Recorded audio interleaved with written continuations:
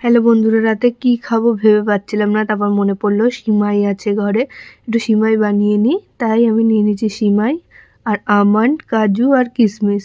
কিশমিশ এখানে অল্প কটা আছে, কাজু আর কিশমিশ আমি পরে আবার অ্যাড করেছি।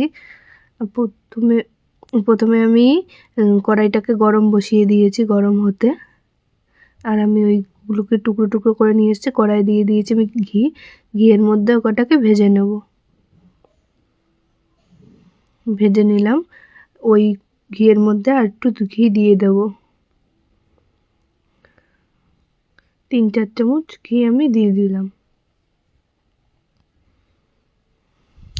সিমাইটা ঘিতে ভাজলেই বেশি টেস্টি হয় এবং গন্ধটাও খুব সুন্দর বেরায়। তাই ঘিটা গলে গিয়েছে আর আমি এখানে সিমাইগুলোকে ভেঙে নিয়েছি, ভেঙে ওর মধ্যে দিয়ে দিয়েছি কড়াইতে। এবার আস্তে আস্তে নেড়ে নিচ্ছি, হালকা করে ভাজা ভাজা করে নেব। বেশিক্ষণ ভাজতে হবে না। এই যে আমি ভেজে নিয়েছি।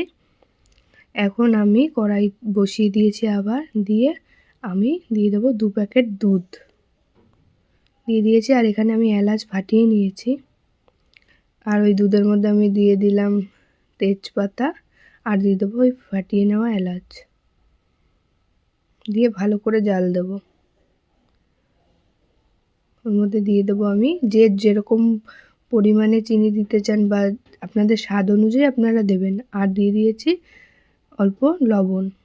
আস্তে আস্তে দেখুন ফোটা শুরু করে দিয়েছে। যখনই আস্তে আস্তে ফুটে উতলে উঠবে দুধটা, তখনই এই ভাজা সিমাইটাকে দিয়ে দেবো। ও সিমাইটাই আস্তে আস্তে দিয়ে দেবো। আমি চেয়েছিলাম একটু ঝোল ঝোল রাখতে, কিন্তু আমি যতই ঠান্ডা হয়েছে ততই গাঢ় হয়ে গেছে। এখন আমি দিয়ে দিয়েছি ড্রাই ফ্রুটগুলো, তারপরে আমি হালকা করে নাড়িয়ে নিলাম।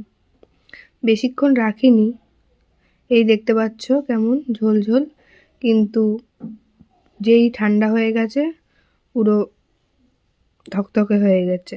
এই যে আমার তৈরি হয়ে গেছে। আমি কিছুটা রেখেও দিয়েছিলাম উপর থেকে গার্নিশিংয়ের জন্য। এই যে আমি দিয়ে দিলাম, ব্যাস তৈরি আমার সিমাই, দেখতেই পাচ্ছ।